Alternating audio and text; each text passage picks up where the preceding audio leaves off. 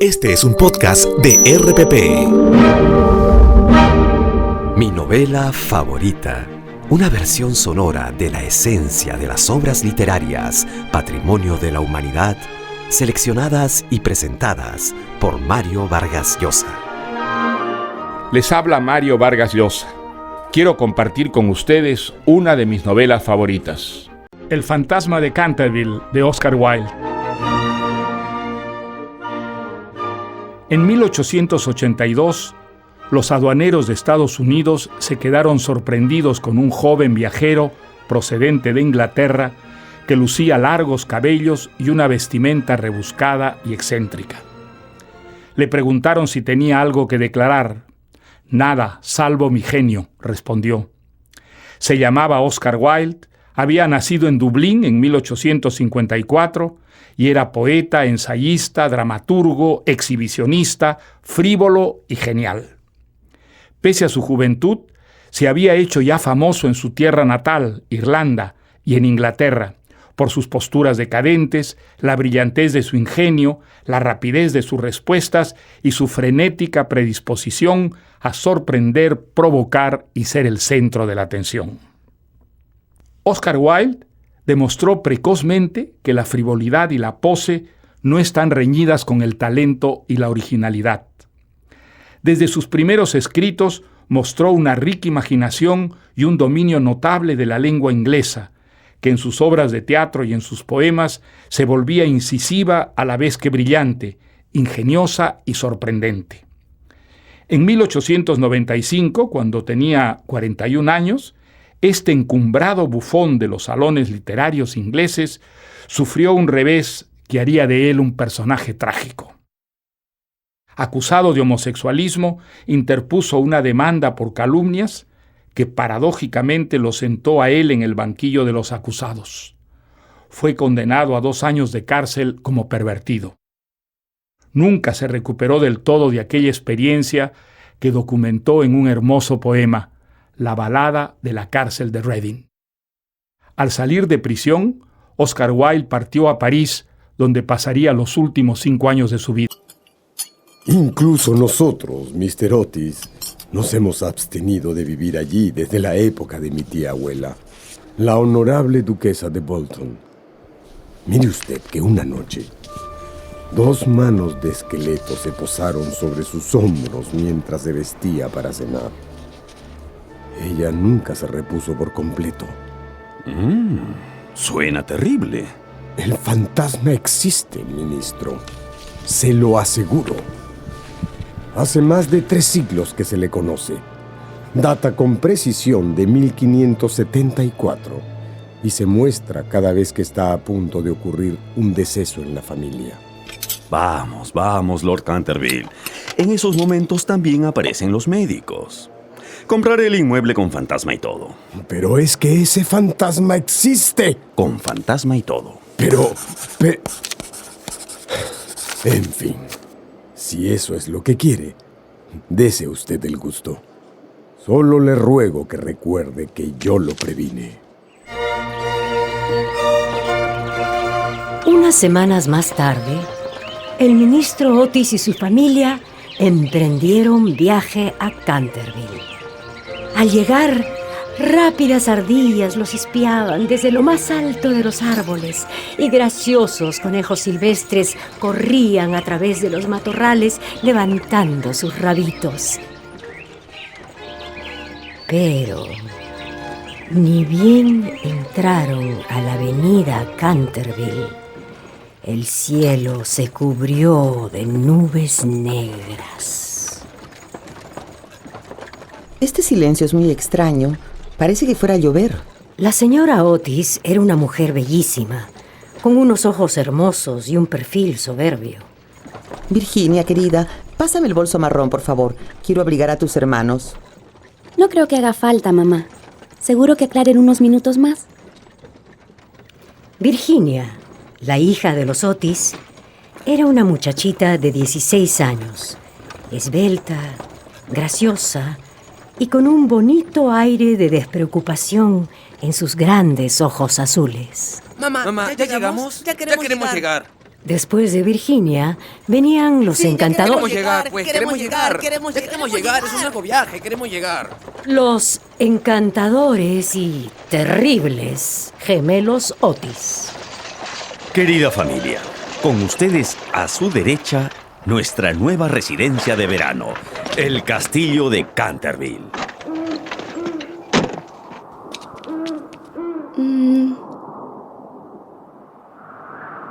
¿No les parece un poquito lúgubre? ¿Lúgubre? En la entrada del castillo los esperaba una mujer muy vieja y muy digna. Era la señora Amney, el ama de llaves. Estimada familia Otis, sean ustedes muy bienvenidos al castillo de Canterville. Hizo una profunda reverencia. Por favor, acompáñenme. Los Otis atravesaron un hermoso vestíbulo estilo Tudor y llegaron a la biblioteca. Era un salón muy espacioso que terminaba en un amplio y fino ventanal con bellos vitrales de colores. Precioso. Este castillo es simplemente... ¿Y eso? La mirada de la señora Otis había caído sobre una mancha de color rojo oscuro que resaltaba sobre el suelo de mármol, justo delante de la estufa. Aquí se ha derramado algo. Sí, señora. ¿Qué es? Es sangre, señora. ¿Sangre? No quiero manchas de sangre en mi biblioteca. Es urgente limpiar eso, por favor, señora. Pero es la sangre de Lady Leonor de Canterville, asesinada en este preciso lugar de la biblioteca por su marido, Lord Simon de Canterville, en el año de 1565. Simon la sobrevivió 9 años, desapareciendo de un momento a otro en circunstancias misteriosas. Su cuerpo nunca fue hallado, pero su espíritu culpable sigue penando en este castillo. ¿Así? Sí. Esa mancha de sangre ha sido muy admirada por los turistas que visitan el castillo, señora Otis, y por otras personas de bien. Y además le aseguro que limpiarla es imposible. Pamplinas, señora, pamplinas. Cualquier buen detergente norteamericano hará desaparecer esa mancha en un abrir y cerrar de ojos. Por suerte hemos traído con nosotros una buena dotación de productos de todo tipo. Aquí está. Este quitamanchas es excelente. Y antes de que el ama de llaves, aterrada, pudiera intervenir, el señor Otis ya estaba frotando vivamente el suelo de mármol con una barrita negra. Ya sabía yo que el buen quitamanchas Pinkerton la borraría por completo. Pero el auténtico, cuídese de las imitaciones. Un relámpago formidable había iluminado la estancia sombría. En esta casa yo he visto cosas que le pondrían los pelos de punta a cualquier cristiano. Disculpe, pero nosotros no le tenemos miedo a los fantasmas, señora Amney. En absoluto. De modo que recupérese, retírese a sus aposentos y tenga usted muy buenas noches. Durante toda la noche rugió una gran tempestad, pero no se produjo nada extraordinario.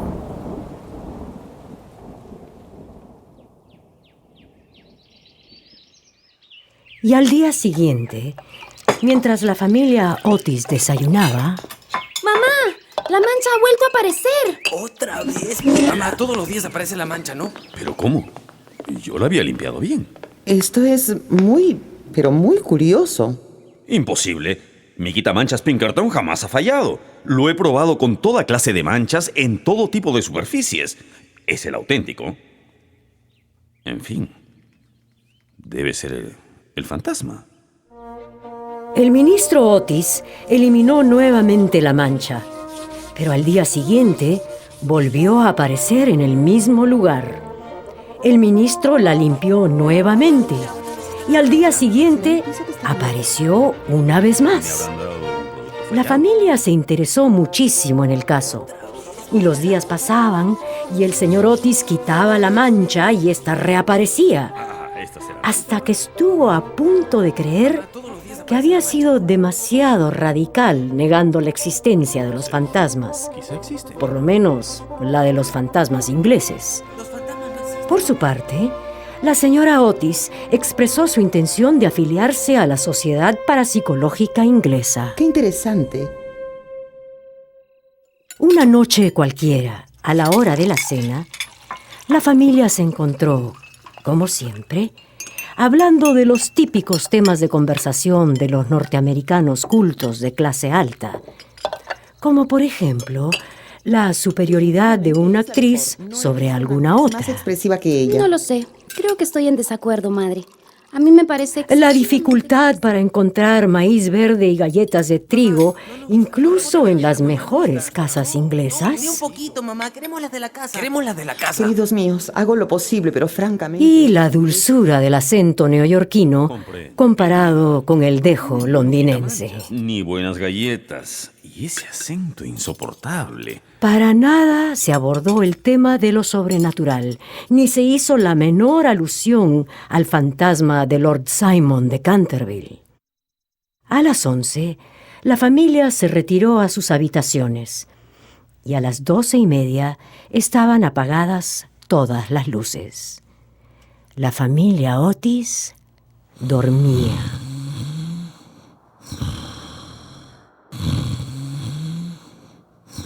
Cuando de pronto...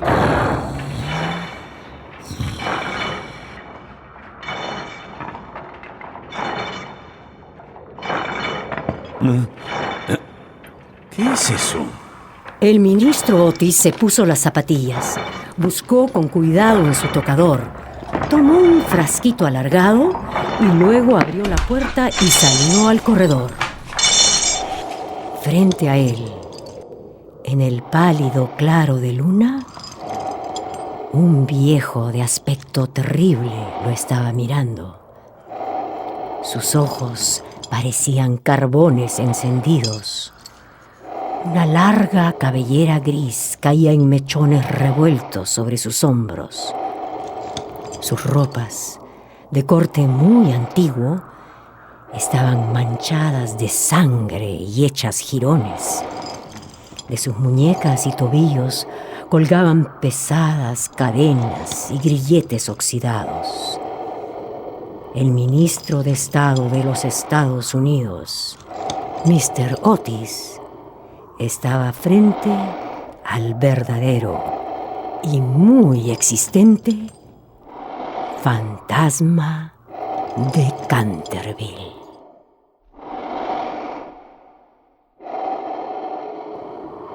Distinguido Lord Simon de Canterville, permítame que le ruegue vivamente que engrase, por favor, esas cadenas. Le he traído para ello una botella de lubricante. Es marca Tammany, un producto norteamericano muy bueno, y es el auténtico. Yo desconfío de las imitaciones. Le aseguro que yo no le pediría algo tan personal si no fuera porque el ruido de sus cadenas no me deja dormir. Bien, voy a ponerle el aceite aquí. En fin, tendré un verdadero placer en proporcionarle más aceite si así lo desea. Buenas noches.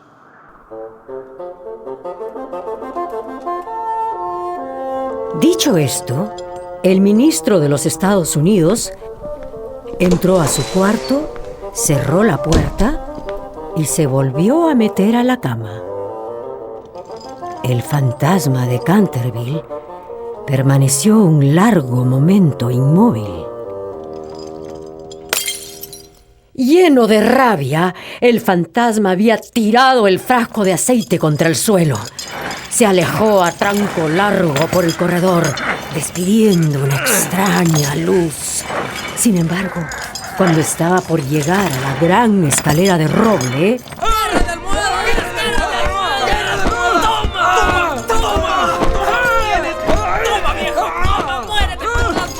dos voluminosas almohadas se estrellaron 1, 2, 3, muchas veces sobre la cabeza del fantasma de Lord Simon de Canterville. como no podía defenderse y no había tiempo que perder, rápidamente usó como medio de fuga la cuarta dimensión del espacio y simplemente ¿Dónde está? ¿Dónde está? ¿Dónde está? se desvaneció. En un cuarto secreto del inmenso castillo, el fantasma se sentó en su viejo sillón. Jamás en toda mi brillante carrera de 300 años he sido tan groseramente injuriado. Esto exige más sangre.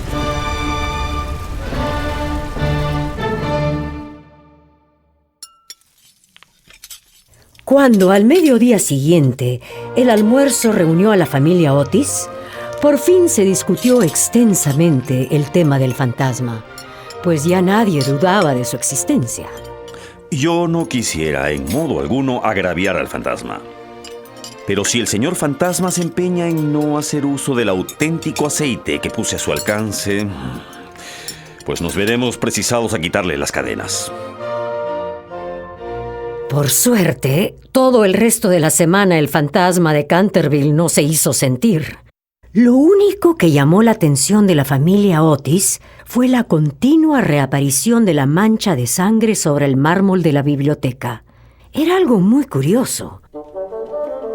Algunas mañanas la mancha era de color rojo oscuro, casi violáceo. Otras mañanas amanecía vermellón. Luego apareció de un púrpura espléndido. Y unos días después, cosa muy curiosa, la mancha de sangre lució de un hermoso verde esmeralda. Estos cambios caleidoscópicos divertían en grande a la familia y hasta comenzaron a hacerse apuestas. Que mañana amanece azul. Lo mismo a que aparece amarilla. Solo la joven Virginia no tomaba parte en esas bromas. Ella siempre quedaba impresionada ante cada nueva mancha. Y la mañana en que apareció verde... ¡No! ¡Verde, no! El siguiente domingo por la noche, el fantasma hizo su segunda aparición física. Los señores Otis estaban en la sala del castillo. Disculpa, querido. ¿Ese señor de allí no es el fantasma? Sentado en la biblioteca, en un sillón de alto respaldo, el fantasma de Canterville se restregaba las rodillas con una expresión de agudo dolor en el rostro. Voy a ver qué le pasa. Me temo que está usted indispuesto, milord de Canterville. Tome usted. Es un buen remedio. Si se trata de una indigestión, esto le sentará muy bien. Y si se trata de un resfrío... El fantasma miraba a la señora Otis con ojos llameantes de furor. ¡Ahí está el fantasma! ¡El fantasma! ¡Trae las almohadas! ¡Rápido las almohadas! Profundamente desalentado y sin ánimo para enfrentar otra guerra de almohadas, Lord Simon de Canterville se contentó con volverse un poquito fosforescente para luego simplemente desaparecer. Esto no puede ser.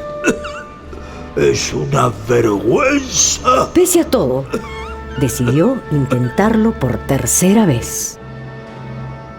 No estoy en forma, por supuesto. Pero voy a aterrorizar a esta familia por lo menos una vez. Una vez nada más y eso bastará para hacerlos morir del susto.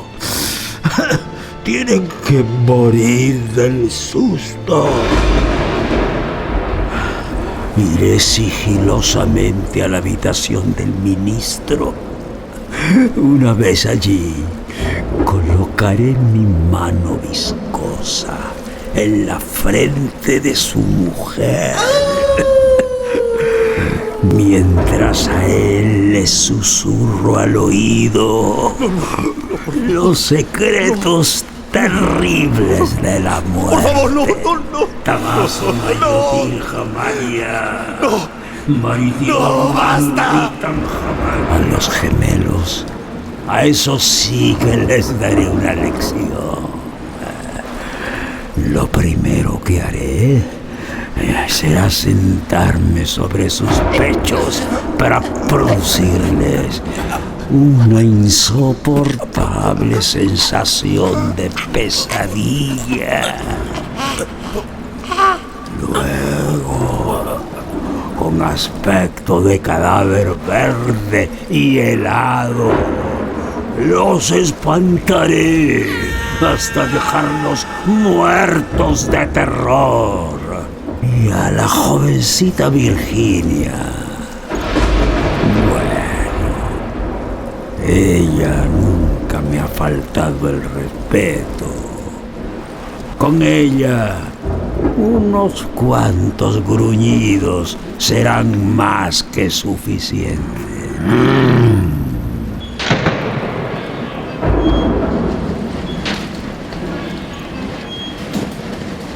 El fantasma de Canterville eligió para su reaparición el viernes 17 de agosto. El viento era tan fuerte que sacudía y cerraba violentamente las puertas y ventanas del vetusto castillo.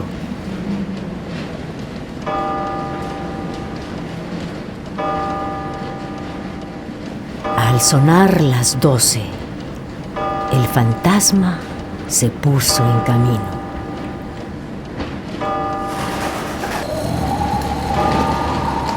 La familia Otis dormía, sin sospechar la suerte que le esperaba.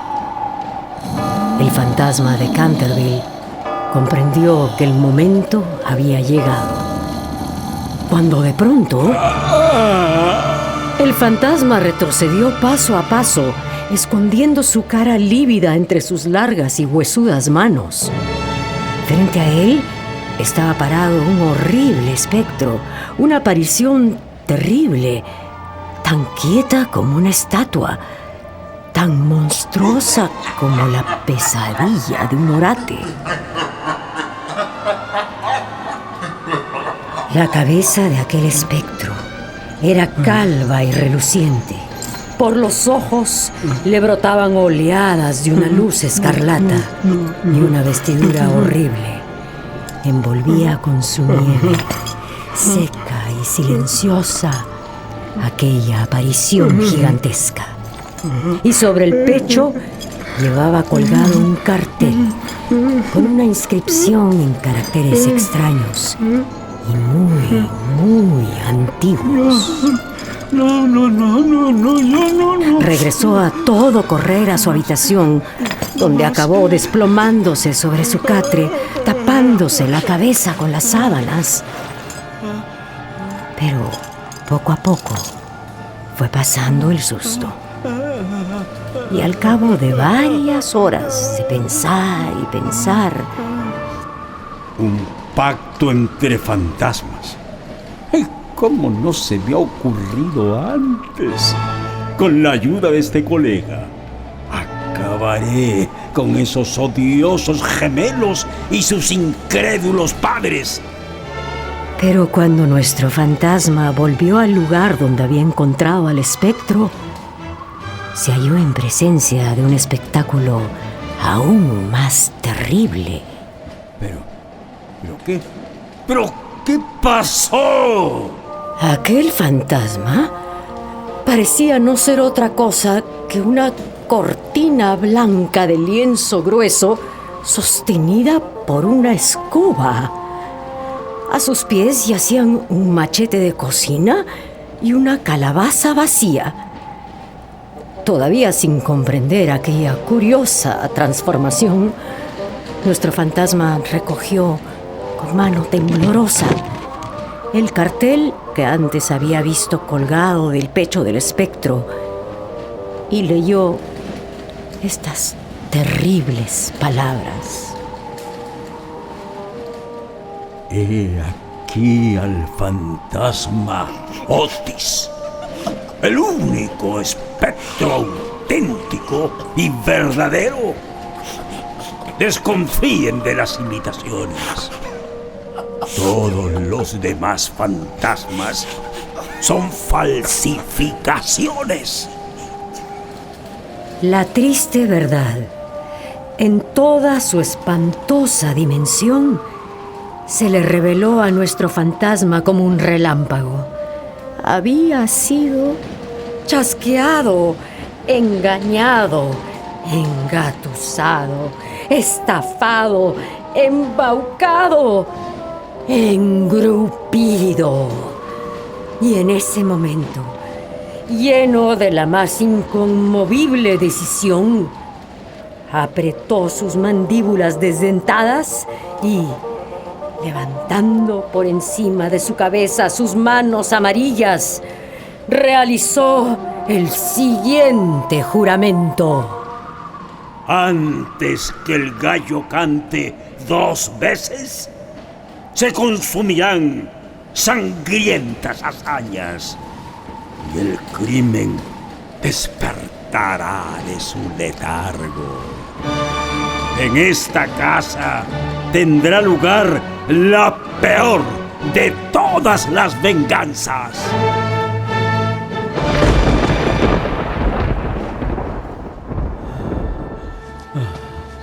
El fantasma, de regreso en su guarida, comenzó a sentirse muy débil y cansado.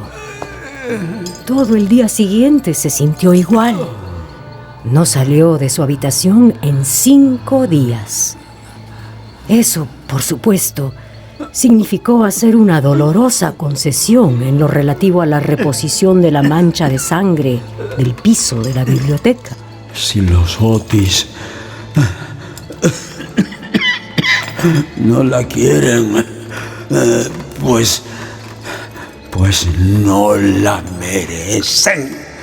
Por ese entonces, lo único que el fantasma cumplió como deber ineludible fue mostrarse en el corredor una vez por semana, los sábados, y murmurar incoherencias por la gran ventana ojival del segundo piso el primero y el tercer miércoles de cada mes.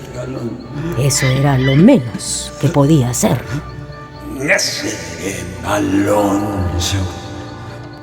Así pues, los 3 sábados siguientes atravesó el corredor, como de costumbre, entre las 12 de la noche y las 3 de la madrugada. Pero ahora, tomando todas las precauciones posibles para no ser visto ni oído. ¡Demonios! Pero los gemelos lo seguían molestando. ¡Malditos gemelos! El 19 de septiembre, nuestro fantasma recibió el golpe de gracia. Había bajado por la escalera hasta la espaciosa biblioteca para verificar si acaso algo quedaba de la mancha de sangre renovable, cuando se abalanzaron sobre él 2 siluetas siniestras. Lleno de pánico, se precipitó hacia la escalera, donde se encontró frente a frente con el ministro Otis, que lo esperaba armado con la regadera del jardín. Empapado de pies a cabeza, acorralado y en estado de pánico, el fantasma se vio reducido a hacerse humo. Y por fin volvió, maltrecho, sucio y deprimidísimo, hasta sus habitaciones de siempre. Ahora sí lo asustamos de muerte. Desde aquella noche, los Otis no volvieron a ver al fantasma de Canterville. Los gemelos se quedaron muchas veces al acecho para sorprenderlo. Pusieron 1000 trampas y tretas para encontrarlo. Pero todo fue inútil. Unos días más tarde, después de haber despedido al duque Cecil, un simpático noblecito inglés que la estaba cortejando, la joven Virginia decidió pasear por los corredores del castillo para observar los cuadros que adornaban las paredes. Cuando llegó al salón llamado el Salón de los Tapices, creyó ver a alguien adentro.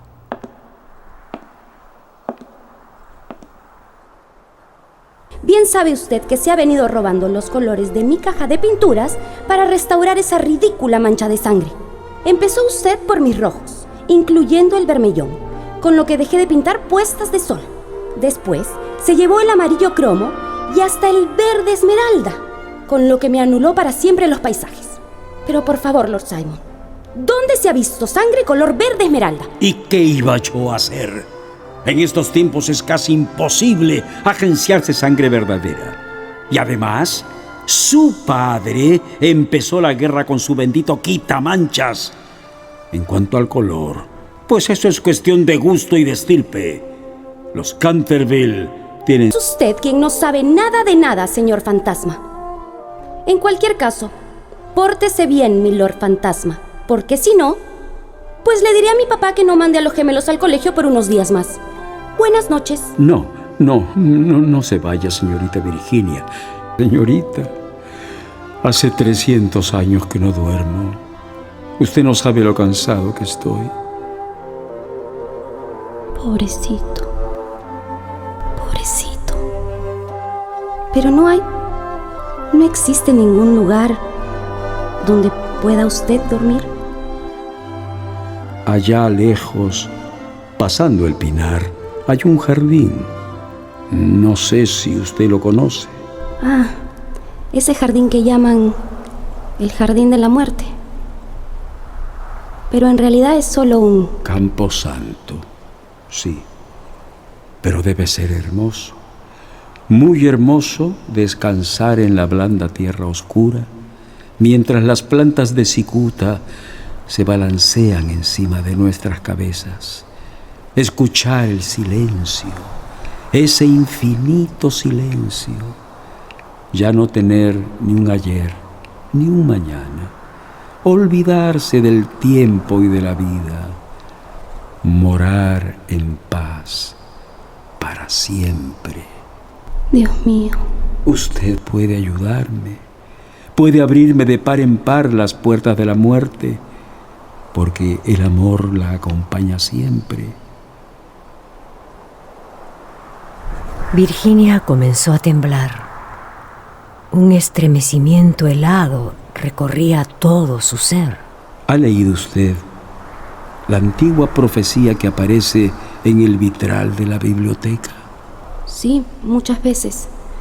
Cuando una joven blonda logra hacer por fin surgir una oración del corazón del asesino por morir, cuando el almendro estéril sea fértil y dé fruto, cuando en una joven bella brote el llanto por el vil, entonces volverá la dulce paz a Canterville. Pero, ¿qué significa? Que usted deberá llorar conmigo por mis pecados, porque yo no tengo lágrimas, y que tendrá que rezar conmigo por mi alma, porque yo no tengo fe. Y entonces, si acaso ha sido usted siempre dulce, buena y cariñosa, el ángel de la muerte se habrá de apoderar de mí, para que yo pueda al fin morir. Por Dios. En el camino verá usted seres terribles en las tinieblas, y voces funestas murmurarán en sus oídos, pero no podrán hacerle ningún daño, porque contra la pureza de una niña, las potencias infernales no tienen ningún poder. Virginia no contestó. El fantasma se frotaba las manos con desesperación, sin dejar de observar la rubia cabeza inclinada de la bella joven. Y de pronto, ella se irguió, muy pálida y muy decidida. Tenía un fulgor en los ojos. Ya no tengo miedo. Rogaré al ángel de la muerte que se apiade de usted. Eso haré. Entonces el fantasma se levantó de su asiento y, lanzando un débil grito de alegría, tomó la blonda cabeza de Virginia entre sus manos. Gracias. y con una gentileza que recordaba tiempos antiguos, la besó en la frente. Sus dedos estaban fríos como el hielo y sus labios abrasaban como el fuego. Virginia no sabía qué le esperaba, pero no flaqueó ni sintió miedo y se puso en camino, guiada por la mano del fantasma. No tengas miedo, Virginia. Confía en la pureza de tu corazón. El fantasma guió a Virginia a través de la sombría habitación. Sobre un tapiz verde oscuro se veían bordados unos pequeños cazadores. Soplaban sus cuernos adornados de flecos y con sus pequeñas manos le hacían gestos a Virginia, urgiéndola a que retrocediera. ¡Vuelve, Virginia, vuelve! ¡Vete! Pero el fantasma le apretaba la mano con más fuerza, guiándola hacia una pared vacía. ¡Cierra los ojos, Virginia! ¡Ciérralos! Horribles animales con colas de lagarto y ojazos saltones parpadearon maliciosamente desde los antiguos adornos en relieve de las esquinas de la chimenea, mientras susurraban. ¡No vayas con él! ¡No lo hagas! ¡Detente! El fantasma apresuró el paso y Virginia cerró los ojos, dejándose llevar de la mano. Cuando por fin los abrió, estaban al final de la gran habitación. Virginia vio disiparse la pared muy lentamente, como si fuera una neblina, y vio abrirse una negrísima caverna. Un áspero y helado viento los azotó. Vamos, Virginia. Deprisa, Virginia. Deprisa, vamos, por favor, Virginia, deprisa. Entraron al agujero negro. El muro se cerró de nuevo detrás de ellos y el salón quedó desierto, totalmente quieto y silencioso, como si nadie hubiera estado nunca allí.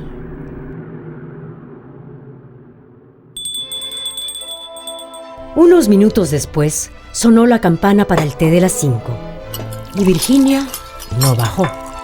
La señora Otis envió a uno de los criados a buscarla. Por favor, avísale que el té ya está servido. Como la muchacha tenía la costumbre de ir todas las tardes al jardín a recoger flores para la cena, la señora Otis no se inquietó en lo más mínimo. Pero sonaron las 6 y Virginia no aparecía. Entonces su madre se sintió seriamente intranquila y envió a los gemelos en su búsqueda, mientras ella y su marido recorrían todas las habitaciones de la casa. No está, mamá. No está por ninguna parte, mamá. ¿Dónde puede estar? ¿Ya vieron en los jardines de hortensias? No está, mamá. No está, papá. ¿No la han visto? ¿Ya buscaron en la caballeriza? Tampoco está en el pueblo, señor Otis. Sí. ¿Por qué no nos ha dicho nada? ¿Por qué no avisó dónde iría? Puede haberle pasado. ¿Y si algo malo ha sucedido? El ministro Otis, el duque Cecil y el personal del castillo salieron a buscarla. Caminaron durante horas. ¿Y? ¿La encontraron? No, querida. No está. La pobre señora estaba recostada sobre un sofá de la biblioteca, mientras la vieja ama de llaves le humedecía la frente con agua de colonia. La cena fue tristísima. Hasta los gemelos estaban consternados, pues querían mucho a su hermana.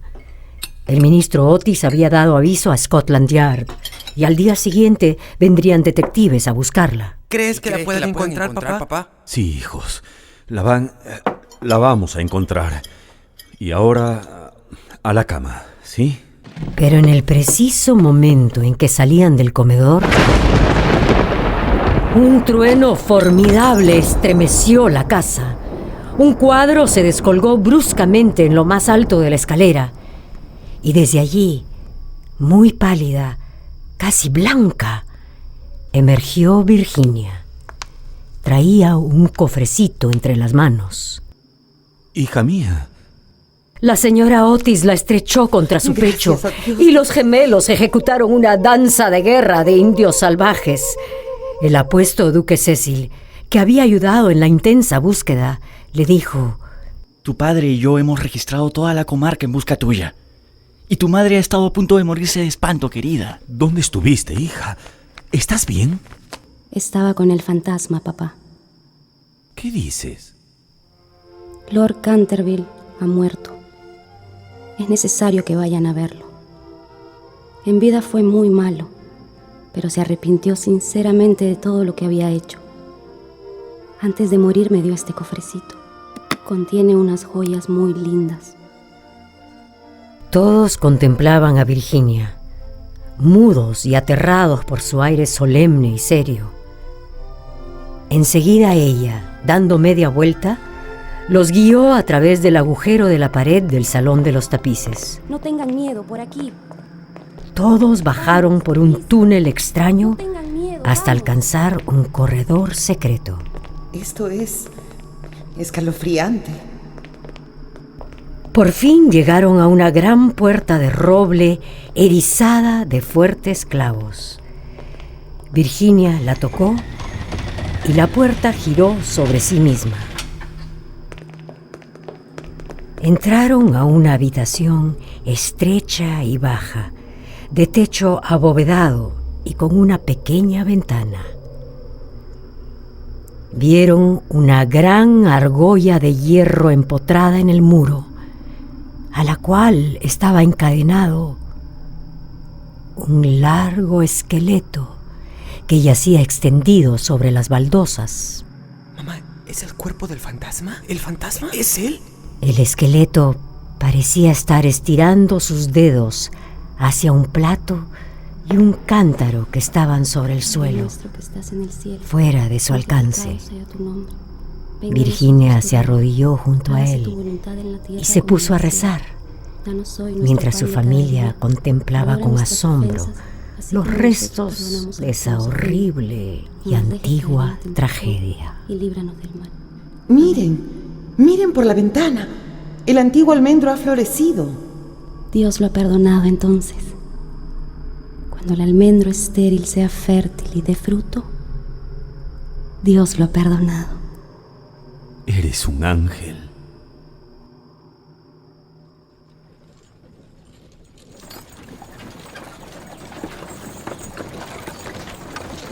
Cuatro días después de estos sucesos, a eso de las 11 de la noche, partió un cortejo fúnebre del castillo de Canterville. La comitiva era grandiosa e impresionante. El carro iba arrastrado por 8 caballos negros y cada uno llevaba adornada la cabeza con un gran penacho de plumas de avestruz. A cada lado del carro marchaban criados llevando antorchas encendidas. Lord Canterville presidía el duelo. Había venido de Gales para asistir al entierro de su antepasado y ocupaba el primer coche. A su lado iba la pequeña Virginia. En el siguiente coche estaban el ministro Otis y su esposa junto a los 2 gemelos. En el último coche viajaba la señora Amney. Después de todo, luego de haber sido atemorizada por el fantasma durante más de 50 años, la vieja señora tenía derecho de verlo desaparecer para siempre. La mañana siguiente, antes de partir de regreso a la ciudad, Lord Canterville se le acercó al ministro y le dijo: Mi querido amigo, su encantadora hija ha prestado un servicio importantísimo a mi desventurado antecesor. Mi familia y yo le estamos muy reconocidos por su maravilloso valor. Gracias, muchas gracias.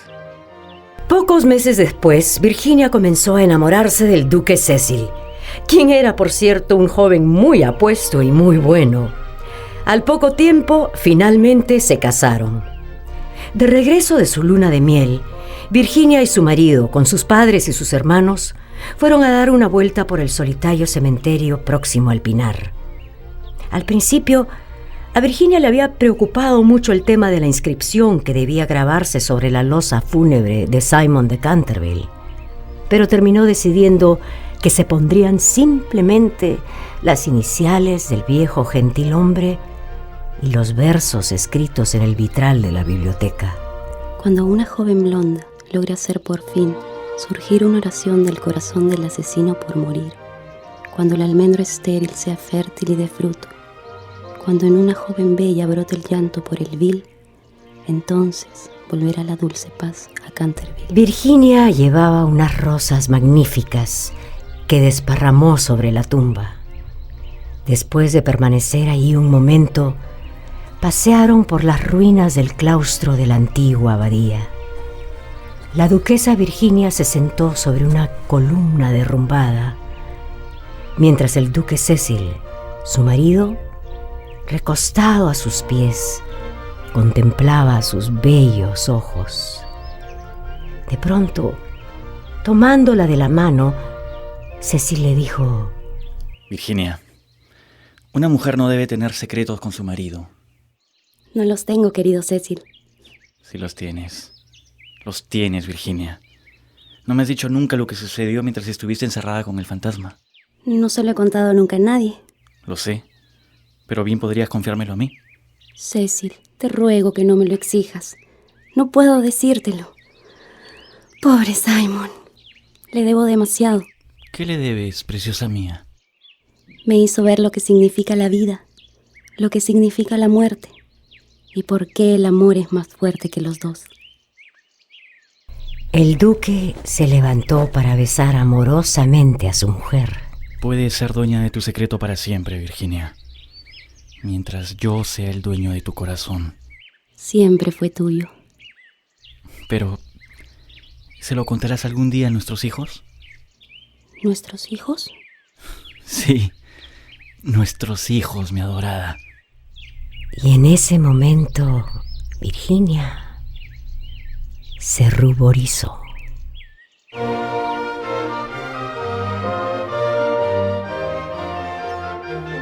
Hemos escuchado El fantasma de Canterville, una de mis novelas favoritas. Estuvo con ustedes Mario Vargas Llosa.